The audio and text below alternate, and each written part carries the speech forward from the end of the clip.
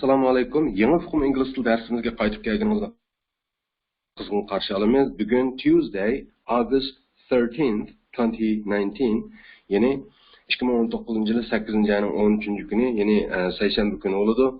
Albatta, chislalarni deyishni haftaning kunlaridan tortib biz oldimizda ko'ramiz. Shunga balki buni tushuntirib ketmoq savodoshlarga. Hozircha hamishda atilgan deb qo'ysangiz demakki kirishib bo'ladi. Oldimizdagi bir necha darsdan keyin biz o'rganamiz. Haftaning kunlarini qanday ataydi, chisla, ya'ni oy kun, yillarni qanday ataydi deganlarni. Okay? Xo'sh, unda biz bugun qaysi darsni o'rganamiz deganda, albatta oldingi darsimizning naqli davomi, ya'ni lesson 25. Darsimizning temasi Mrs. Smith's Kitchen. Undaqda biz oldi bilan yangi so'zlarni ko'rib o'taylik, savoldoshlar. New words and expressions. Number 1, electric. Electric. Number 2, cooker. Cooker. Number 3, Mr. Mr. Number 4, Mrs.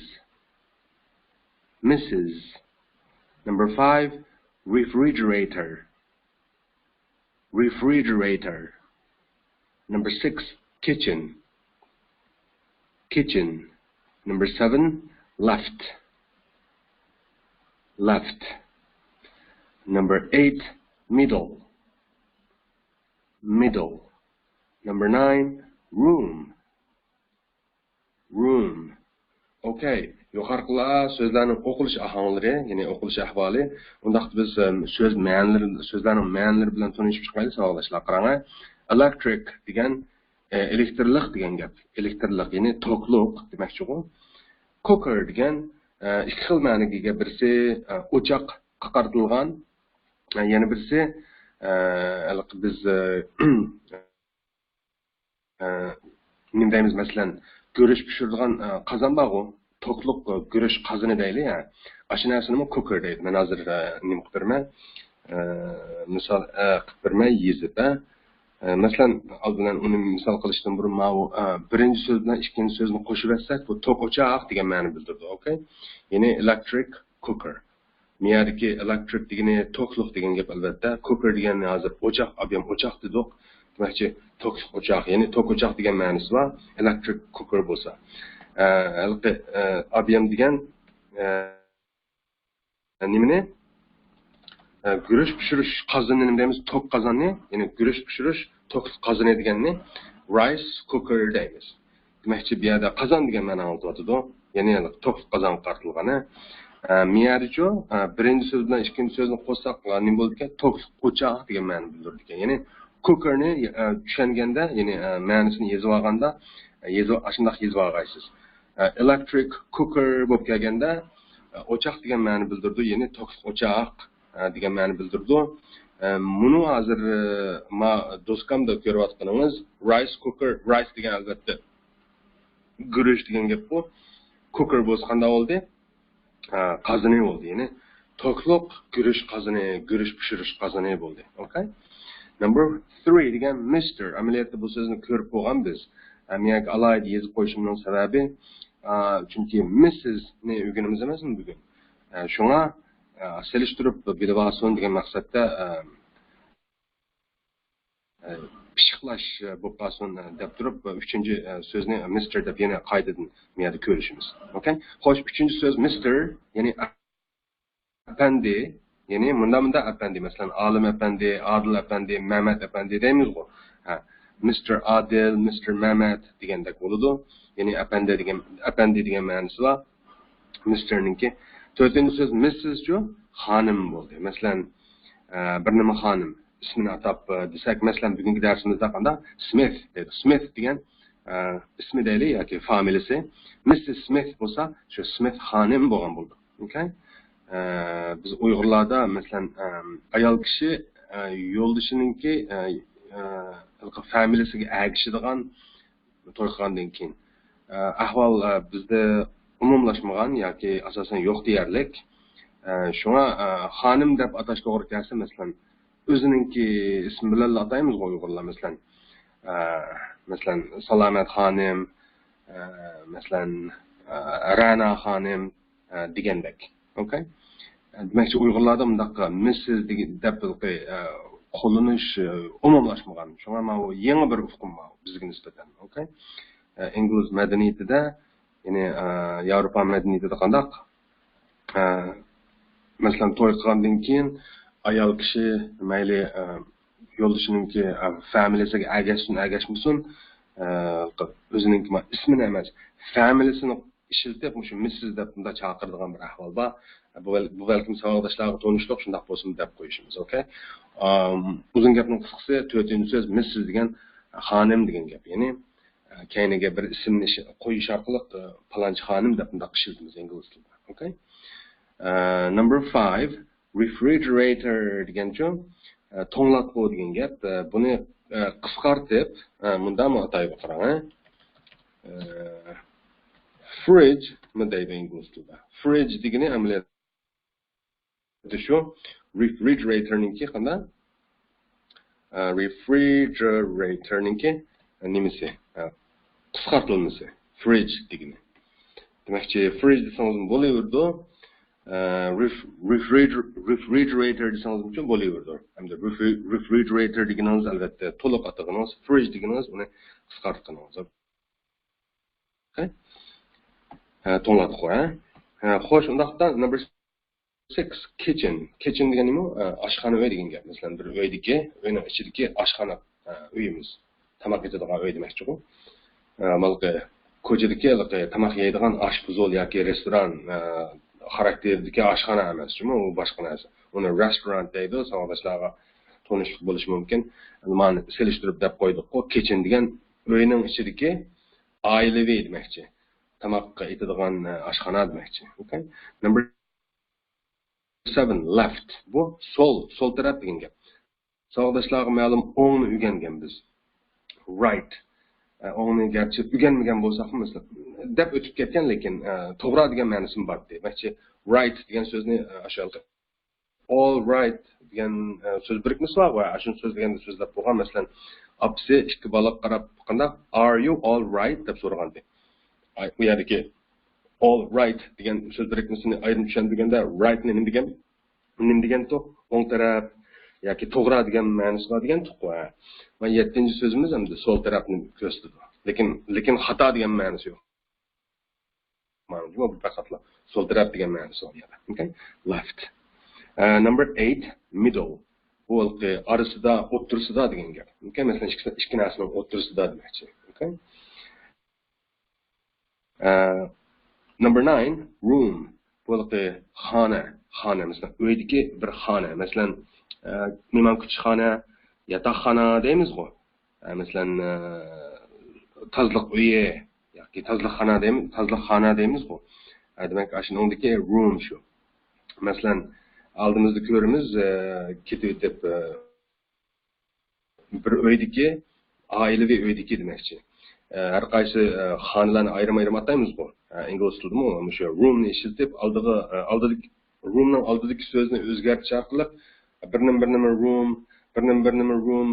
nima room deydi. Faqatla shu oshxona uyga kelganda endi bir nima room demaydi, uni faqatla shu maxsus kitchen degan so'z bilan oladi. Ya'ni kitchen degani oshxona uy, qolgan uylarga asosan keyiniga roomni qo'shib ishlatadi demakchi. Okay? So'zlarning o'qilish ahvoli va ma'nolari yuqoridek savoldoshlar. Unda biz bugun hozir qanday qilamiz? Tekstni ko'ramiz. Aldidan temini, ya'ni darsimizning mavzusini yana bir qatim takrorlab o'taylik. Mrs. Smith's kitchen. Okay? Bu yerdagi Mrs. Smithning kaynidagi pashasini ko'ryapmizmi?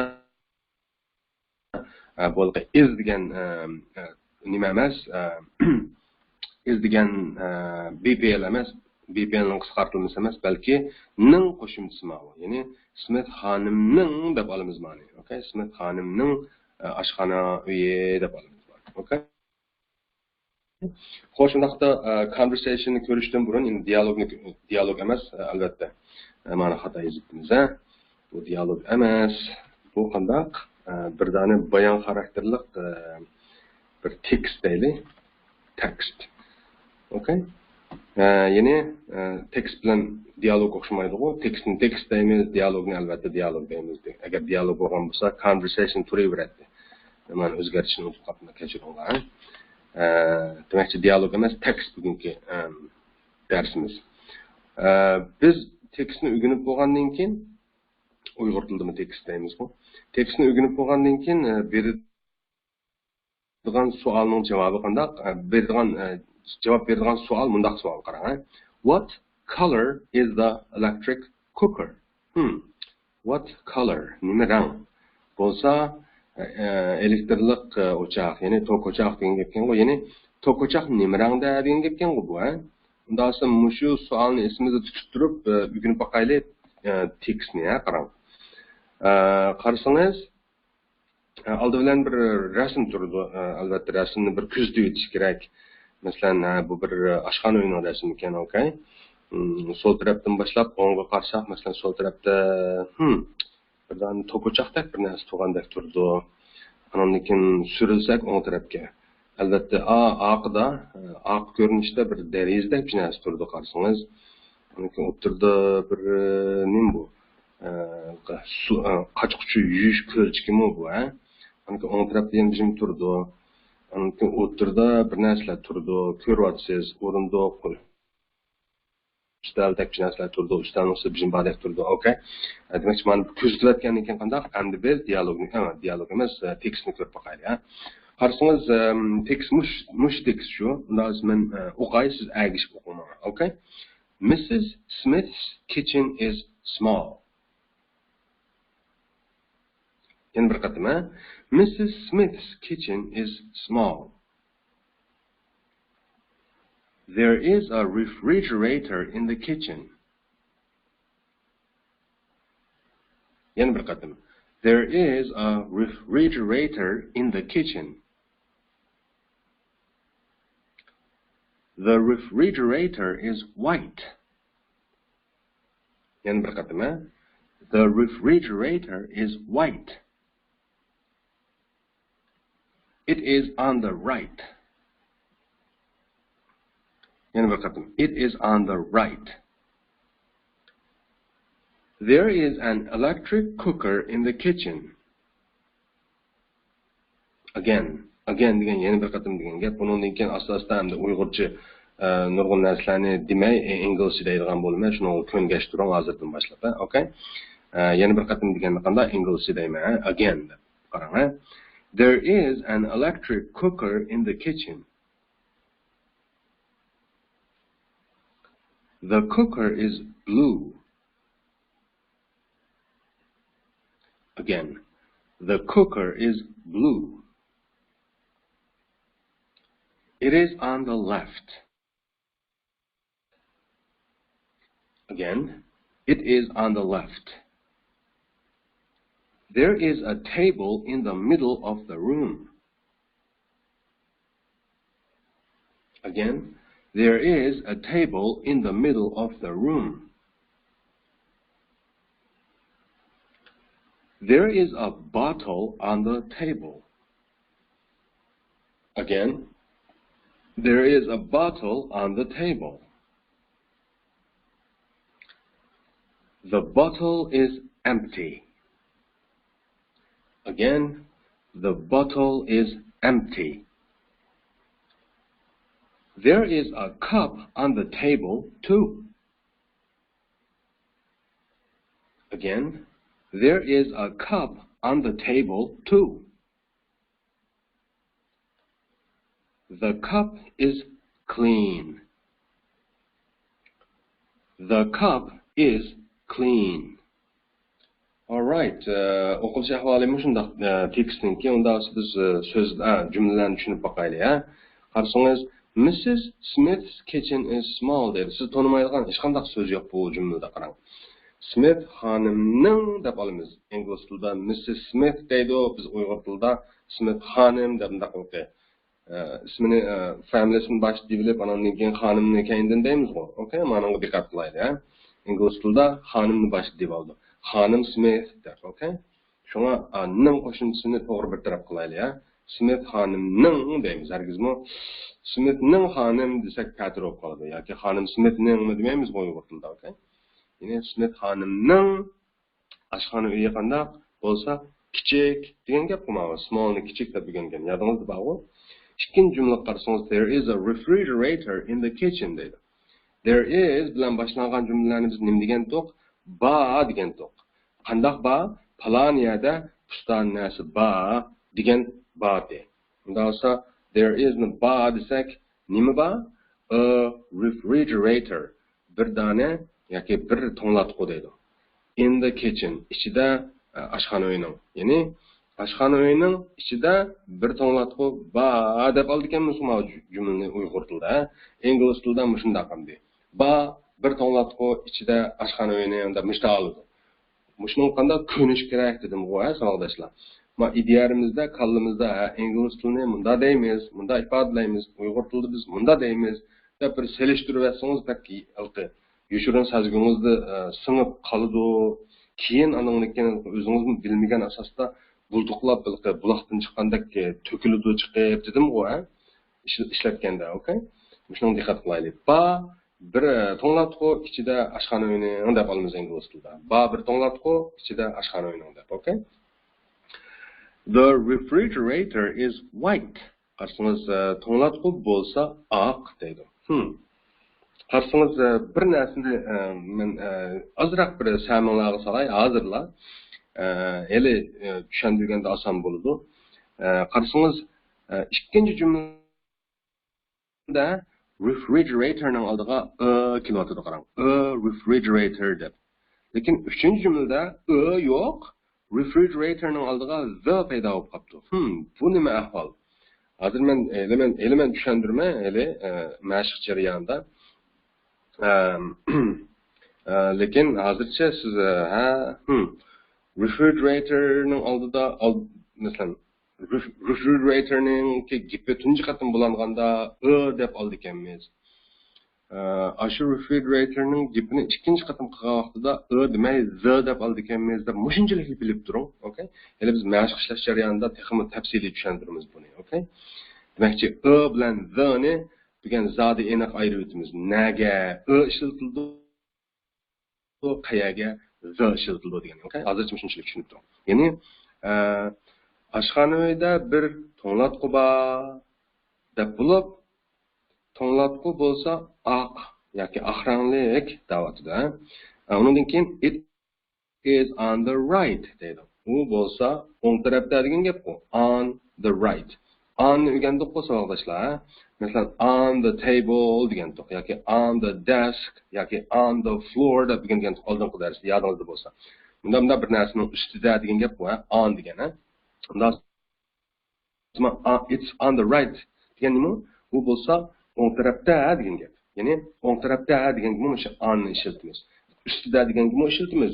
Demakchi, degan ikkinchi xil ishlatilishini ko'ryapsizmi onninki. Falan narsaning ustida adim boshqa yana o'ng tarafda, so'l tarafda degan nima o'sha onni ishlatilganmiz deb tushunsangiz bo'ldi, okay? Undan keyingi jumla there is an electric cooker in the kitchen. Degan gap bu bir to'qochoq ichida oshxona uyini degan gap bu. Uyg'urcha ravonlashtirib nima deymiz buni? Oshxona uyining ichida yoki oshxonaning ichida bir to'qochoq bor deb tushunamiz. Uyg'ur tilida olamiz, okay? Undan keyin the cooker is blue deydi. To'qochoq bo'lsa, ya'ni o'choq bo'lsa, shu electric cookerni qisqartib bilan cooker da o'tadi, men yerda ko'ryapsiz. O'choq bo'lsa, ko'k ranglik deydi. Mushu jumladami qarasangiz, oldidagi jumlada an electric cooker degan bo'lsa, uning keyindagi jumlada, ya'ni oxirdagi uning keyindan davomlashib kelayotgan jumlada the deb kelyapti. Emas yoki an emas. Okay? Oldida demakchi an electric cooker, keyinida the cooker deb yoki the electric cooker desam bo'laverdi. Men qisqartib the cooker deb ahvol bor. Demakchi o'g'lim oldida electric cookerning oldiga yoki an keldi deylik, endi men qayaga an kelganligini men oldingi qatim degandim, o'saqdashlar yodinglarda bor. Masalan, so'ziq tovush bilan boshlangan agar demagan bo'lsam hozir dey, Çünkü so'zlagan mazmun ko'payyotdi hozir. Ba'zida yodimizda qolmaydi degan qonni demaganligimiz. Qarsangiz o bilan anni nega ishlatamiz degandim men yodingizda bo'lsa, o bilan anni masalan a book deb ishlatamiz. Ya'ni book ning oldiga o'ni ishlatamiz, a book deb. Lekin an masalan air hostess deb mundaq olamiz. Air hostess degan nimati aeroplan kutkuchisi o. Demakchi o'g'lim qayaga an keladi. Agar shu o'ziga agishib kelayotgan ismninki tunji harfi uzuk tovush bo'lsa keladi. Agar o'ziga agishib kelayotgan ismninki tunji harfi so'ziq tovush bo'lsa an keladi degan buni amaliyot so'zlab bo'lgan. Hozir o'ylsam so'zlab bo'ptimiz. Demakchi o'g'lim bilan anninki qayaga ishlatilganligini bilasizmi? Shu nuqtadan aytganda amiyada an electric cooker deb an kelishning sababini bilyapsizmi? Chunki electricninki birinchi harfi i so'ziq tovush harfi. Shuning uchun an kelgan demakchi. Agar cooker kelgan bevosita electric demay cooker degan bo'lsa, vaqtida cooker degan bo'ladi demakchi-ku. Mayli bo'lsin, mayli an bo'lsin, demakchi tunji qatim tilga olinganda electric cookerning gapi tunji qatim bo'lganda an yoki keladi ekan. Shu narsa ikkinchi qatim tilga olinganda the keladi ekan deganni hozircha bilib turing, bayqab turing. Abi ham bir askartgandim, refrigeratorni so'zlaganda. Men electric cookerni so'zlaganda ham bir qatim askartyapman. Qarsangiz it's on the left dedi. U bo'lsa so'l tarafda. Nima o'ng tarafda dedi? To'nglatqi o'ng tarafda dedi. Ham nimani so'l tarafda da'vatdi? To'qliq o'choqni so'l tarafda da'vatdi. Kendiki cümle qarsangiz there is a table in the middle of the room. There is a table bir ustal in the middle dedi. O'tirsida degan gap. Nimaning o'tirsida? Of the room. Of ni so'zlagan bo'lsak, so'zlagan tushandingiz, agar so'zlamagan bo'lsa, hozir so'zlagan bo'laylik. Qarang. Masalan of the room degandiki bu of ning ma'nosi nima? Of ning ma'nosi ning degan gap bu. Ya'ni so'zlarning oldida kelib, masalan the room ning oldida kelib, ning ashu room ning demakchi, ya'ni ashu xonaning yoki uyning demakchi. Ingliz tilida shunday ning oldi qo'shiluvchisi. Ning degan ma'no oldigan oldi qo'shiluvchisi. Masalan of the room degan uyning degan gap. Masalan of the table desak nima bo'ldi? Ustalning degan gap. Masalan of the book desak kitobning degan gap. Ma'lum siz ningni bir pash asla ifodalaymiz deganingiz bu qanday bo'lib ketdi desangiz, bumi bir xil ningni ifodalanishi. Okay? Masalan qarang. The rooms desakmi uyning degan gap. The tables desakmi masalan ustalning degan gap albatta. Agar the books desakmi qanday? Masalan kitobning degan bo'ladi. Demakchi mundaq ifodalandi. The rooms, ya'ni roomning keyingi pash as qo'yilishi orqali uyning degan ma'no ifodalandi. Table, booklarga o'xshash demakchi. Endi yana o'sha ningninki yana bir xil ifodalanishi qanday ekan? Mana shunday oldiga shu so'zningki oldiga of deb kelish orqali ning degan ma'no ekan, ma'no oldi ekan. Mushuni bilsangiz bo'ldi demakchi. Ningning ifodalanishi ikki xil. Birisi oldida, so'zlarning oldida of deb keladi, yana birisi so'zning keyinidan pash as bo'lib qo'shimcha bo'lib keladi deb bilib olaylik hozircha. Xo'sh, unda bo'lsa of the room degan uyning degan bo'ldi. Bu uy degan nima? Shu kitchenning demakchi. Kitchen deymiz, kitchenni room demaymiz degandim-ku. Room demagan bilanmi? Amaliyotda masalan kitchen deb qayta davrishning hojati yo'q. Shu uyning deb bir uy tariqasida yoki uy holatida oldi deylik yoki uy shaklida oldi deylik. Okay, garchi bu kitchen room demasakmi, uni bir uyga tang demakchi. Ya'ni bir roomga tang demakchi. Okay? Ya'ni there is a table degani bir ustal degan gap in the middle o'ttirsida. Nimaning? Uyning demakchi. Uyning o'ttirsida deb olamiz ingliz uyg'ur tilida ma'ni. Biz uyning o'ttirsida deymiz. Ingliz tilida o'ttirsida, ya'ni uyning deb bunda oladi. Okay, shunga bir diqqat qilib deydi. Ya'ni uyning o'rtasida bir ustal bor degan gap bu, ha? Bu uyning degandiki bu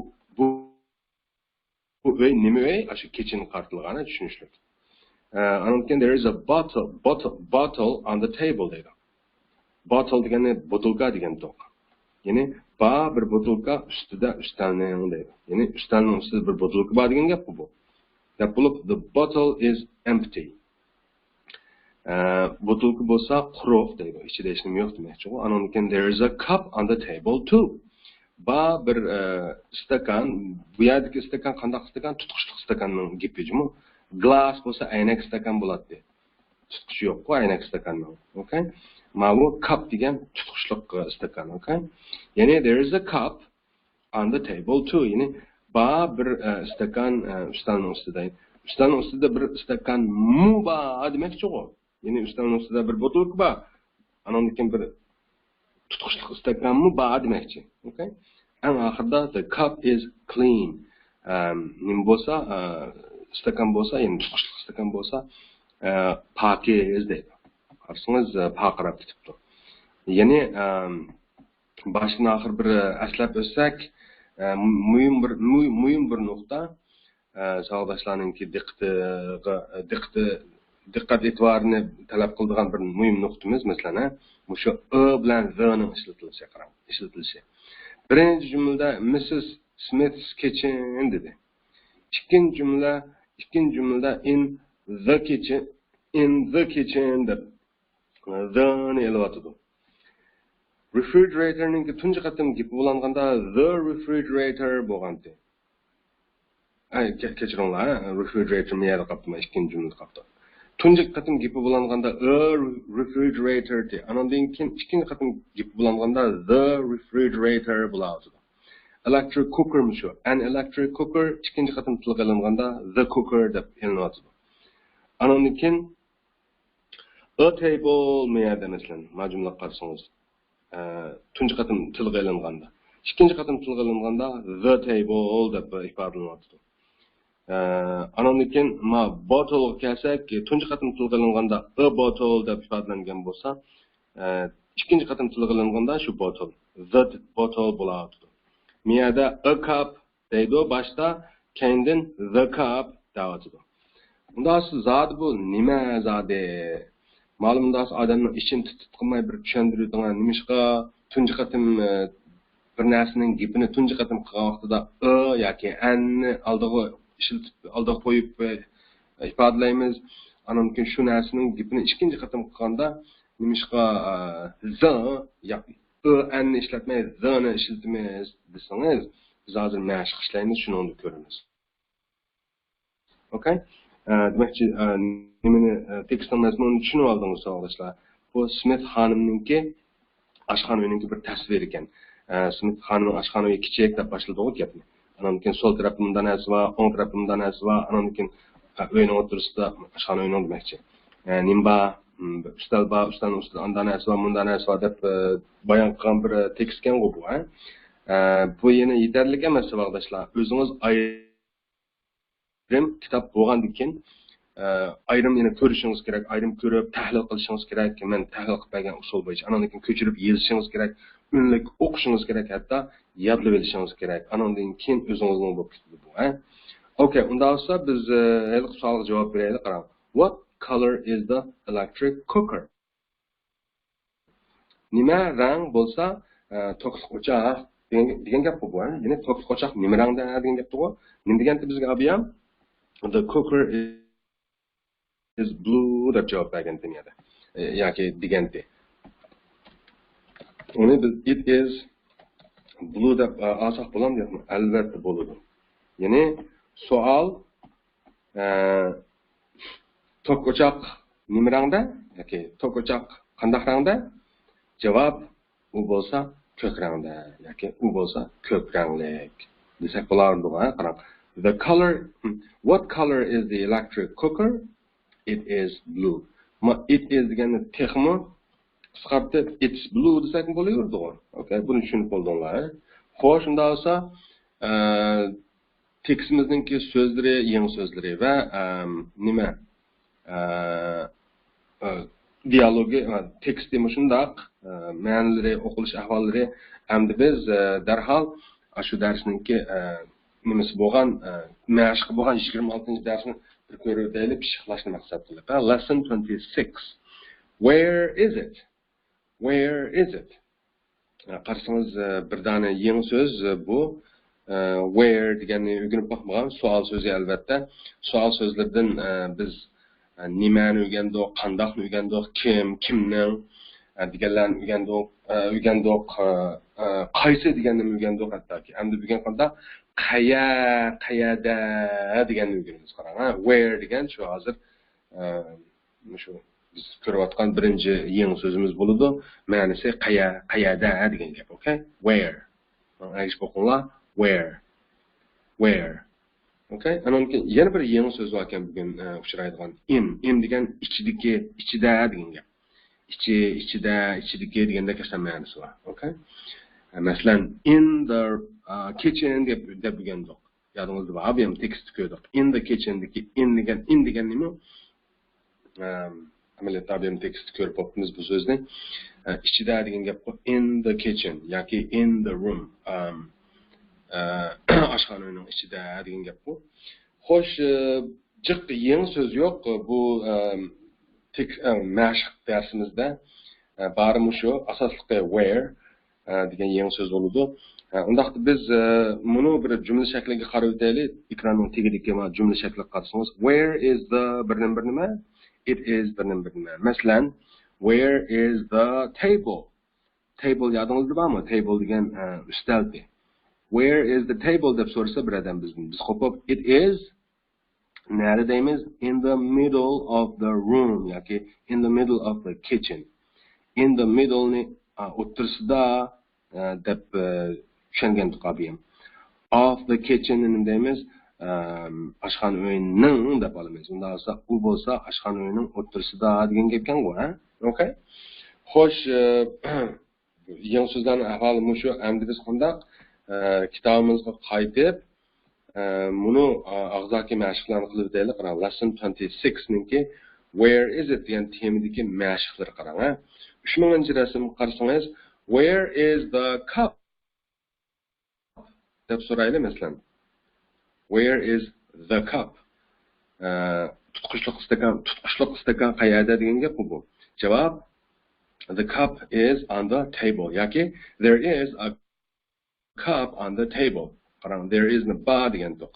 A cup degan tutqushliq stakan on the table ustalning ustida. Ya'ni ustalning ustida bir tutqushliq stakan bar degan gap bu. Anamkin yana bir tasviri bor ekan bu tutqushliq stakanninki. The cup is clean deydi. Tutqushliq stakan bo'lsa, pokiz degan gap bu. Bu javob emas, amaliyotda bizdan so'ralgan savolning javobi emas. Where is it ning javobi bunda olmaydi. Where is it ning javobi qanday bo'ladi? Masalan, where is it? Ya'ni bu yerdagi it degani the cup ni ko'rsatadi. Masalan, where is the cup desak, it ning o'rniga the cup ni aniq elib masalan. Where is the cup deb so'rasa, biz nima deb javob beramiz? The cup is on the table. Yoki it is on the table. Xuddi ma jumla shakliga o'xshash demakchi. Masalan, where is the nima? Cup. Javob, it is on the table deymiz demakchi. Tushunishliqmi? Where is the cup? Bu yerdagi cup har xil narsa bo'lishi mumkin. Faqat bu yerda cupni misol qilyapmiz-ku. On the masalan table nima? Yoki on the table deganni bir xil sizda tigga. Mumkin demakchi ma'noslar almashib bo'laverdi-ku. Where is the bir nima? It is biz nima? Ya'ni bu yerda where is the cup ni misol qildik. Javobiga it is on the table dedik. Ya'ni u ustalning ustida deb. Demakchi shu tariqada mashq qilib baqsaq demakchi-ku. 4000-rasmni qarasangiz, there is a box on the floor. Polning ustida bir yashik bor, ko'rib sanduq bor demakchi-ku. Boxning ma'nosi yashik, ko'ribka, sanduq degan ma'nolar bor. Albatta, mana sanduq ekan-ku. Demakchi ashta olamiz-ku. Polning ustida yoki polda deb olamiz-ku. Polning ustida deyishni hojati yo'q. Polda bir ko'rib sanduq bor degan gap bu. Ana the box is large deydi. Sanduq bo'lsa cho'ng deydi. Xo'sh, endi men tushuntirmay qarang. Abayqi men deganligi o bilan z'ninki ahvolini. Qarang. Mushladimi, mishadimi aniq bizga bir kilovatdi. Aniq bizga uchrayotdi. Mas 3000 rasm qarsangiz a cup dedimi birinchi jumlada. Ikkinchi jumlada the cup deb aytadi. Xo'sh, undan so'ng ma'lum endi tushuntiring. Zodi nima degan gap bu? O'ni tunji qatim gapi bo'langanda bir narsaniki. O'ni ishlatimiz dedingiz masalan. O bilan the-ni o'ni yoki and desak bo'ladi-ku. Ba'zida and keladi-ku. So'zningki birinchi o'ziga agishib kelgan so'zning birinchi harfining so'ziq tovushi uzuk tovush bo'lishiga bog'liq dedim-ku. Demakchi o an ishlatilish amaliyot ma'nosi bir degan gap, bir dona. Okay. Xo'sh, shundan o yoki anni the bilan farqlantirib endi tushuntirib ma'lum desangiz, qarang, masalan, ma'lum bir narsani abayman deb o'tgandak, agar diqqat qilgan bo'lsangiz gapga. Ma'lum bir narsani biz tunji qatim tilga olgan vaqtimizda o yoki an deb olamiz. Masalan, there is a man in the room. Ba bir kishi uyning ichida degan gap qo'y, ya'ni uyning ichida bir kishi bor degan gap qo'yma. There is a man in the room. Bu kishi aniqmi bu kishiningki kim ekanligi? Bu gapni belgili bo'lamdi demakchi. Bu odam bu kishiningki qaysi kishi ekanligini belgili bo'lmaydi. Faqatla sonilan belgili bo'ldi. Bir kishi ekanligi, bosh ekanligini belgili bo'ldi. Demakchi, meyariki aniqsiz artikol deb ataldi. Meyariki ba'g'u tegisiz aya aniqsiz artikol ma'lum bu artikol deb yangidan bir gapni chiqardingiz qanday? Ya'ni bu artikol deb ataldi. Bu ingliz tilidagi atalg'usi bu. Okay, ingliz tilida artikol deb ataldi. Shu tushunishli bo'lishni maqsad qilib men bu artikol deb oldim. Bu artikolga qanday narsa desangiz shu miqdor birligi degan gap. Taxminan asharaq bir gap. Uyg'ur tilida bunday narsa yo'q. Bunda artikol degan bir hukm mavjud emas Uyg'ur tilida. Shunga ingliz tili bo'yicha olganimizning sababi shu buningkiligi. Ma so'z turkumi demakchi. Masalan, so'z turkumida ism, sifat, son, ravish degan narsalar bor. Bularni bilamiz qo'yish bo'lmaganda ozroq bir tushunchimiz bo'lsin bor. Masalan, kitob degan ism so'z turkumi jihatdan. Masalan, menish degan bir fe'l hamda so'z turkumi jihatdan. Chiroyli degan qanda sifat kirdi so'z turkumi jihatdan. Shu navbatda, demakchi shu qatorda artikol degan qanday narsa desangiz, shu ashlab o'xshaydigan bir so'z turkumi deylik. Demakchi, bu artikolni hozir men nima dedim? O'ni yoki an bu ba'zi ahvollarda. Artikol bo'ladi dedim. So'z turkumi jihatdan deb tushuning bu gapni. Bu nima degan gap desangiz, shu ismlarning oldida keladigan bir miqdor birligi deb olaylik. Miqdor birligi. Mushtarak bir gap demakchi.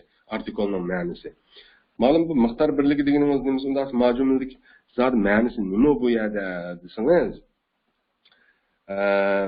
o'yining ichida bir kishi bor degan gap. Bu yerdagi kishini men abem nima dedim? Aniqsiz bir kishi bu. Aniq emas qaysi kishi ekanligi.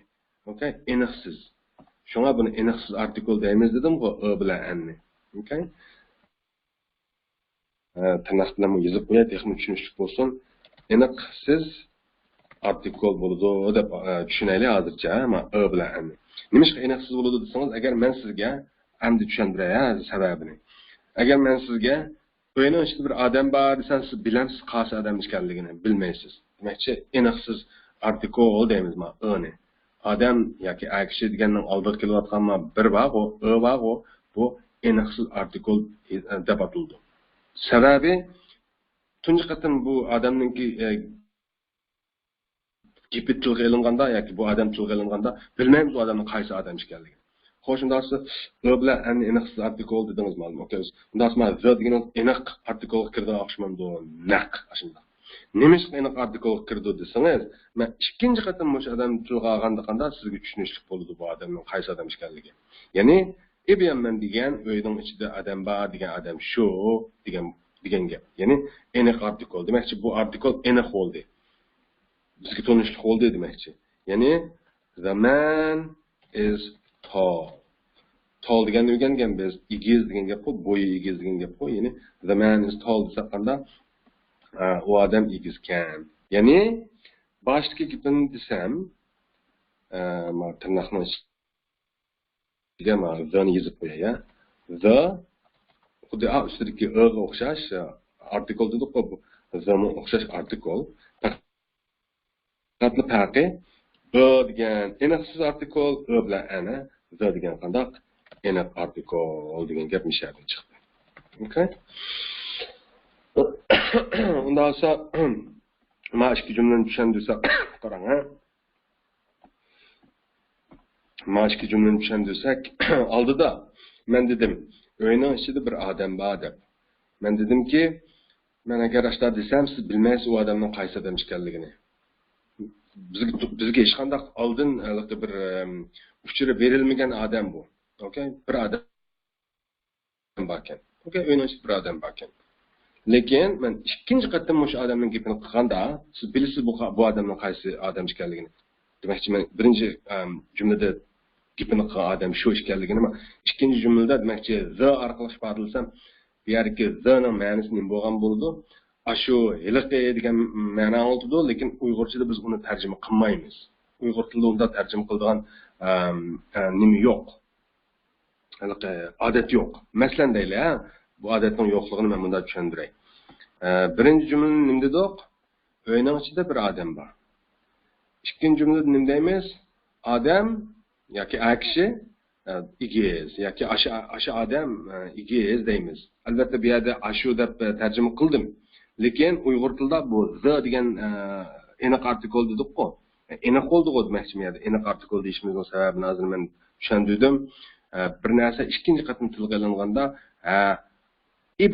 IBM gibi bo'layotgan narsa shuni deyotdi deb tushunamiz. Shuning uchun aniq artikl deb ataldi dedim-ku. Demakchi Uyg'ur tilida biz garchi hozir men tarjima qilgandek olsaqmi, bo'liqi unchalik aniq o'tirib qo'yilmagan bizning tilimizda.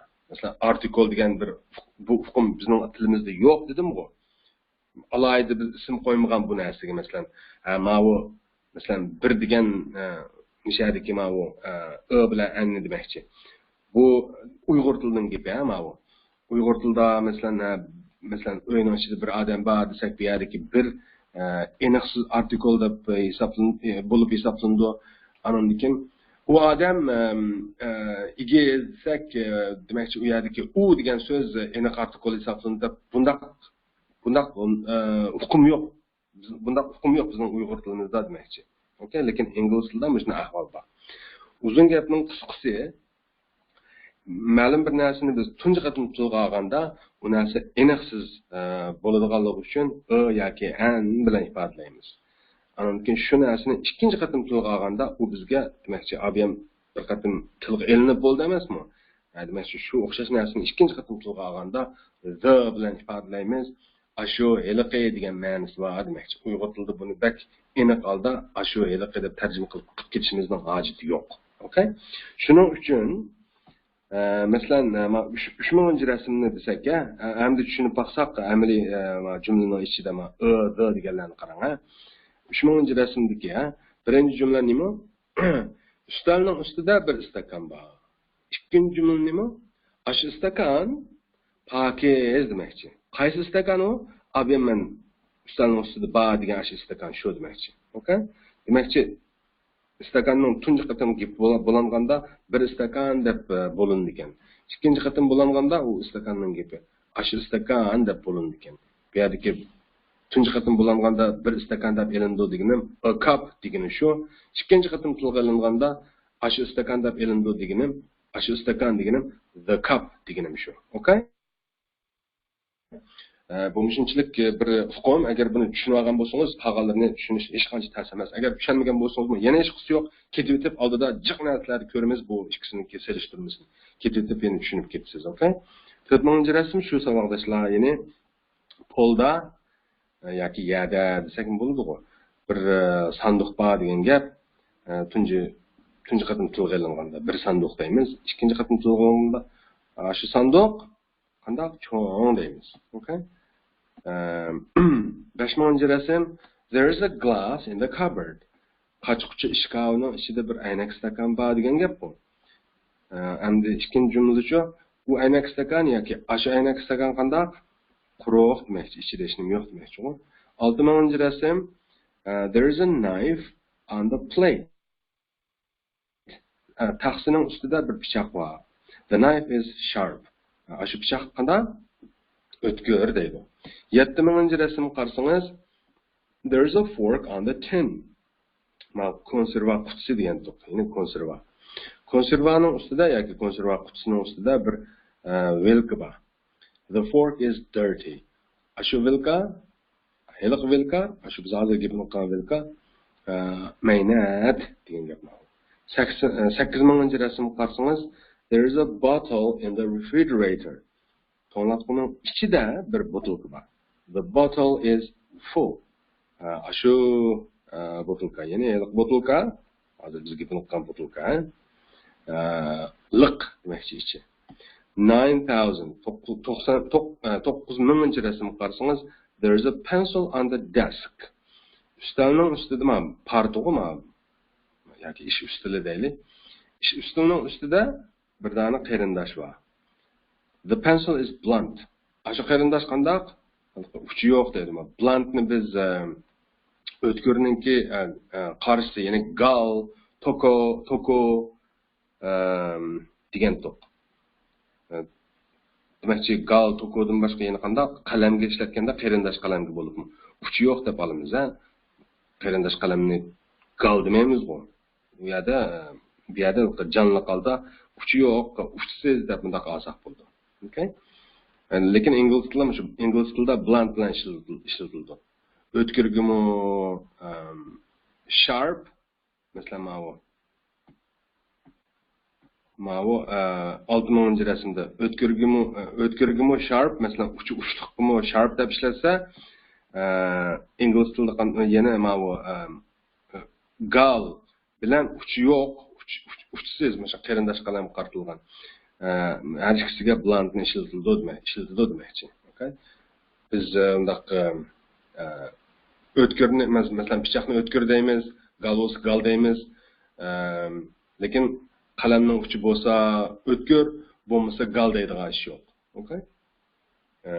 Qalamning uchi bo'lsa uchi bor deymiz, uchi bo'lmasa uchi yo'q deymiz. Demakchi, qalamning uchiga o'tkir gal deganni ishlatmaymiz demakchi, lekin ingliz tilida ishlatiladi. Okay?